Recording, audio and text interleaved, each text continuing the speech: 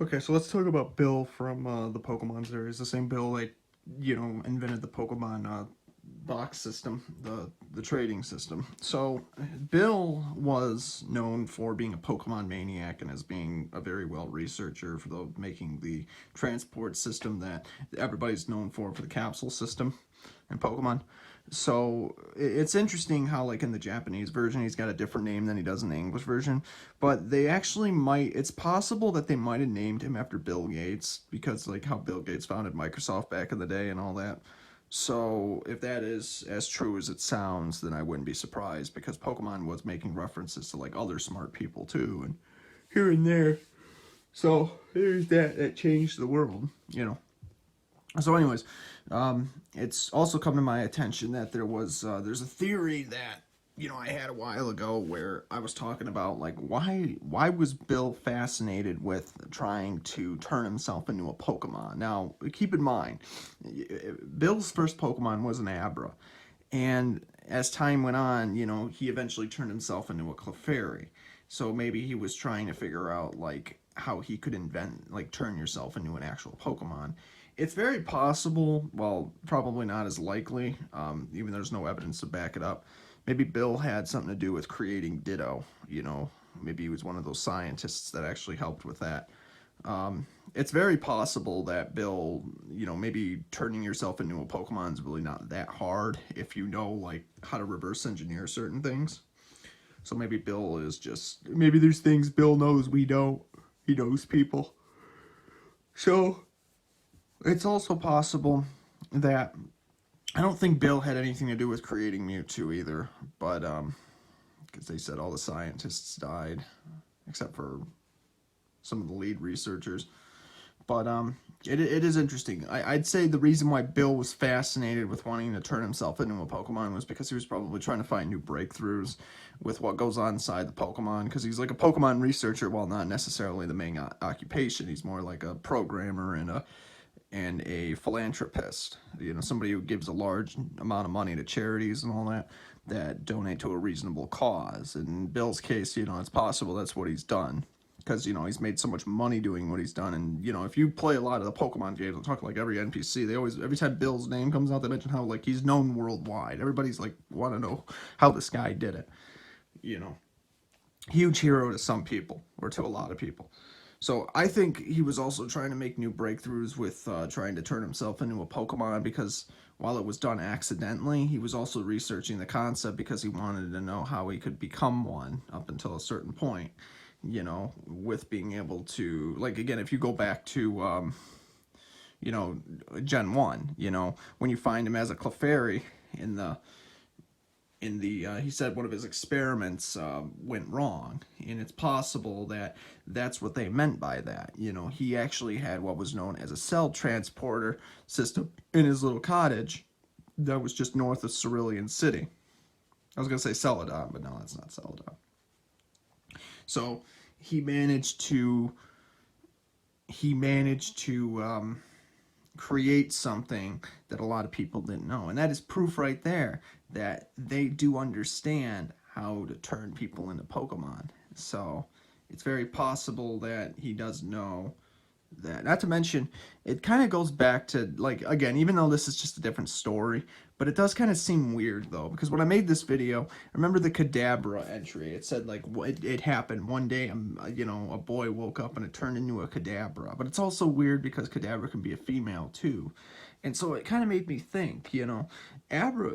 Bill's first Pokemon was an Abra.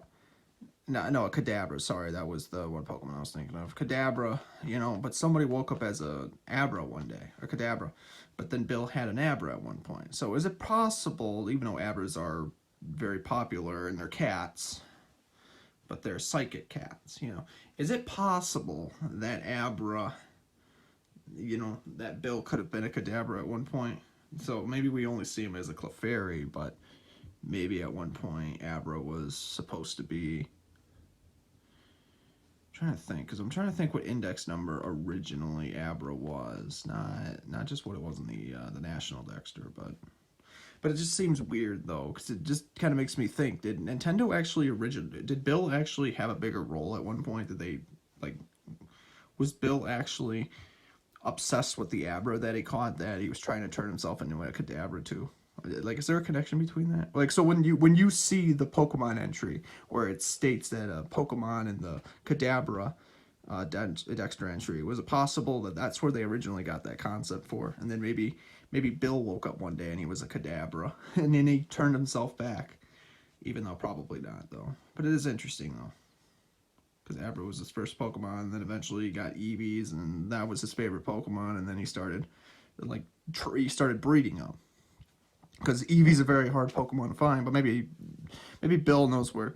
Maybe Bill's doing illegal cloning experiments somehow. Maybe that's why he's able to do what he's doing. The more I think about it, if I had to say anything, I wouldn't be surprised that that's what Bill does with that cell transporter that he has. He just clones a bunch of Pokemon. Maybe that explains how he has all those. He has like all those Eevees to give out.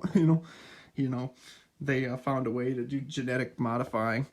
And it'd be like what they say in Destroy All Humans, where he's like what Pox was trying to tell Crypto, where he said that when you clone an experiment so many times, the genetic material risks getting corrupted, and it's not as good, so the clones don't hold the physical appearance as they should, so something's up.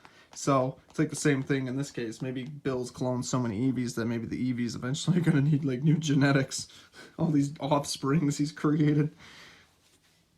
So I don't know. It's possible, but who knows?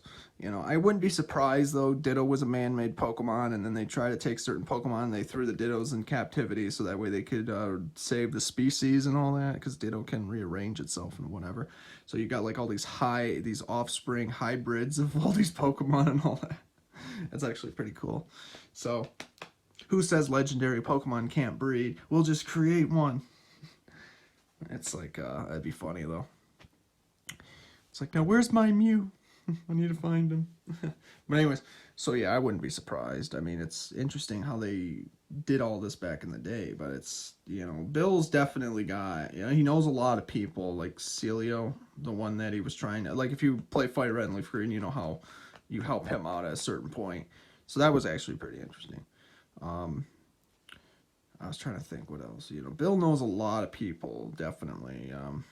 Definitely a lot of people all throughout Japan.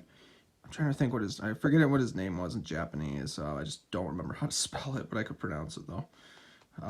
But yeah, I wouldn't be surprised at all that had something to do with it. Bill definitely had his own secrets, and I wouldn't be surprised he was named after Bill Gates in the English version. So that definitely wouldn't surprise me. So again, hopefully this kind of clears it up a little bit. Maybe that explains why Bill was after the Pokemon that he was, because he was also trying to study him like Professor Oak, but in his own way. But keep in mind though, Bill was originally, I think if I remember correctly, Bill's actually from Johto, but he lives in Kanto though at the same time. So while he's traveling back and forth, same thing with Professor Oak. Professor Oak's in the Pallet Town, so also found in the Kanto region. So, Professor Oak's well known, probably even more well known because, he used to be a Pokemon trainer at one point.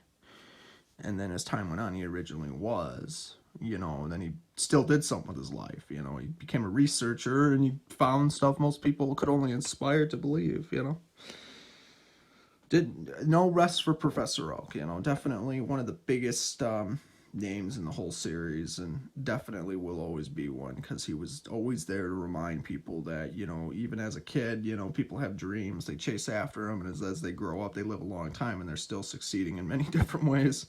So that's pretty cool, So anyways, yeah, hopefully that explains it. I think Bill is he's more of a genius of anything. I mean, he found a way to invent the capsule system, how the whole thing interworked. Maybe at one point he worked with the Silph because they developed the capsule balls, but at the same time though, maybe Bill was just kind of like, they had like a dual partnership, he did his own thing and then they wanted his help up until a certain point. So a mutual interest that lasted so long. Very interesting indeed. So hopefully that's good enough. So again, subscribe if you're not already, and hopefully we can find some more information out. But that's just what I figured Bill was. Bill was always probably doing probably doing some illegal experiments too here and there, but at the same time, though, I mean, it's like science, you know, it's the only way to learn new things, you know, so you got to really think about that.